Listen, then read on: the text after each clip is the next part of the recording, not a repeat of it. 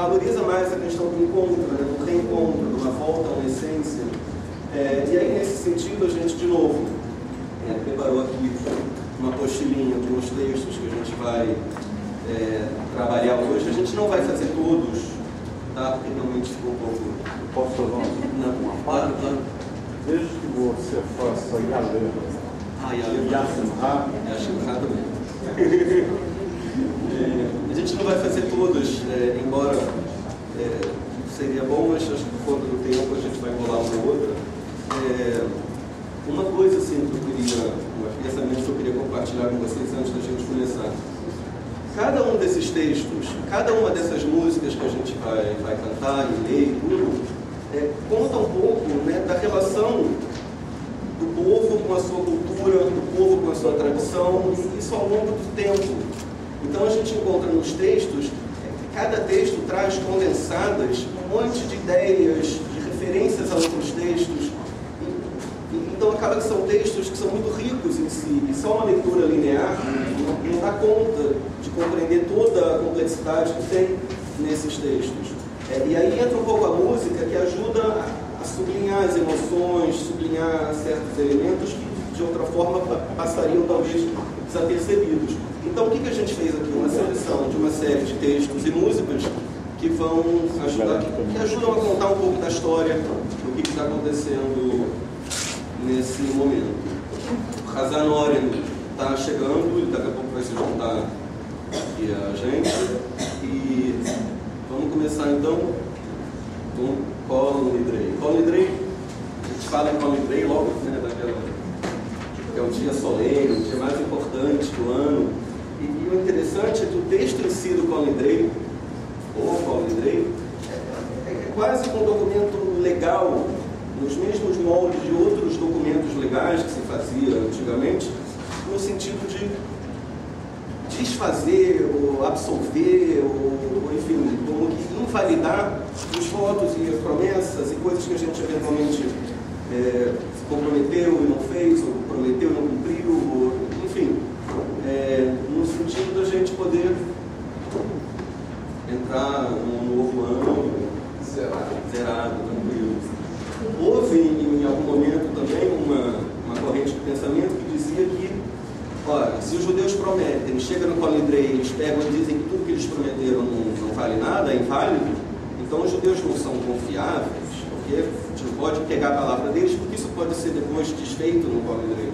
E aí, também na época da Reforma, vários compositores e várias comunidades substituíram esse texto do Kol Nidrei ou por algum texto em alemão ou por algum texto de Salmos. E aí se mantinha, né, a entidade do Kol Nidrei, mas mudando o texto para se alinhar mais com o pensamento crítico da época. A gente não tem exatamente traçado a origem exata do Kol Nidrei. Uma pergunta que eu não me lembro, se é que você saberia me dizer, o que é que fala no Kol Nidrei desde Yom Kippur até o próximo? Já houve alguma época que não fazia referência ao próximo e sim ao passado? Sim. Inclusive, existe essa versão que ainda é usada hoje em dia em determinadas... Ainda existem. O que acontece?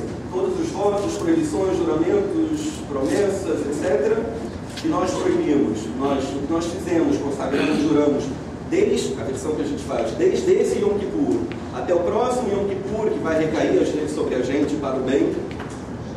Enfim. E a outra versão, que é uma versão mais antiga, se fazia referência a desse Yom Kippur, do Yom Kippur que passou até esse Yom Kippur.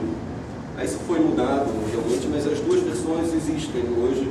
Mas essa é a mais corrente. Depende. Acho que não sei te dizer se é muito mais ou um pouco mais, mas talvez seja. Mas enfim, a gente não tem a origem exata do Kol Nidrei, mas disse que dataria mais ou menos, a gente consegue chegar até mais ou menos o século IX. A melodia, essa melodia tradicional que a gente vai ouvir em praticamente qualquer sinagoga ashkenazi, ela originalmente foi baseada em motivos melódicos da cantilena bíblica. Os textos bíblicos são vinculados com uma música própria, então teria vindo daí, e depois isso foi rebuscado e enfeitado justamente para ficar um caráter impressionante, que, né, estremecesse as pessoas, que as pessoas eventualmente se batessem mesmo nessa hora. A ideia é criar A gente aqui na área não faz uma direção tão espetacular assim, se a gente deixa para os nossos amigos poloneses, choram, fazem golpes, fazem tudo aquilo, mas de qualquer maneira sobressai um pouco diferente do nosso repertório corriqueiro, né? Um pouco de mais forte. Então vamos.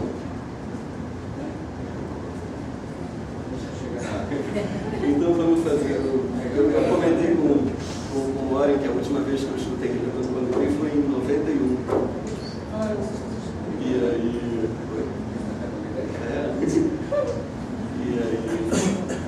Infelizmente eu não posso escutar hoje. Eu estou ocupado geralmente nesse momento. Então, vamos fazer o Paulo.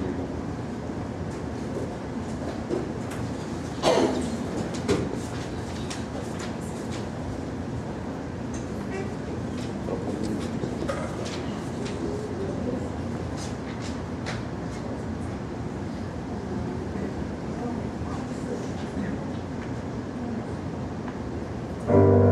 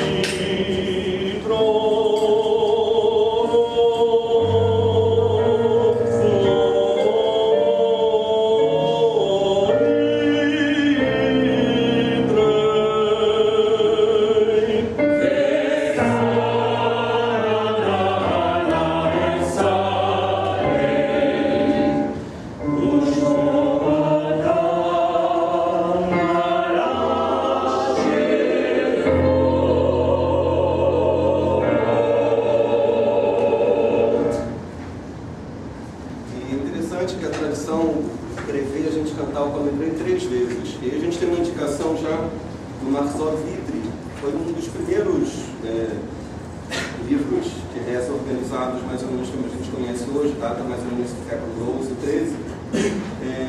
Aí ele conta assim: o primeiro Colin Gray, a gente deve ser cantado bem baixinho, como aquele que está hesitante em entrar no palácio do rei e pedir um presente, alguma coisa que ele tem medo de se aproximar e pedir. A segunda vez, já com um pouco mais de presença, e a terceira vez, mais ainda, como aquele que está acostumado a estar na corte e a se aproximar do rei como um amigo. Aqui na área a gente faz 2 vezes só e não 3. Na verdade a gente faz 3, mas 2 cantadas e uma vez só lida. Logo depois do Colin Gray, essa é a primeira vez. A primeira Colin Gray, o próximo Colin Gray, esse sim já é mais enfeitado, um pouco mais grandioso. E logo depois do Colin Gray, quando está todo mundo ainda impactado, vem esse próximo texto. Cadê? O Venezuelar. O Venezuelar é uma série de frases bíblicas que remontam àquela ocasião em que o povo não levou muita fé no relato dos espiões que foram mandados para espiar a terra que eles viriam conquistar. E aí, quando tem toda a situação, perdoa esse povo, e aí Deus fala, perdoa-se, enfim, tem toda essa... E isso está aqui nessa música, que também é baseada num tema tradicional, que foi arranjada e organizada pelo Lewandowski e ficou dessa maneira que a gente canta geralmente. E só relembrando a orientação também para você semana passada, procurem ler as traduções. A gente colocou frase a frase do lado transliterado e a tradução para justamente a gente poder ter essa ideia mais focada no inglês.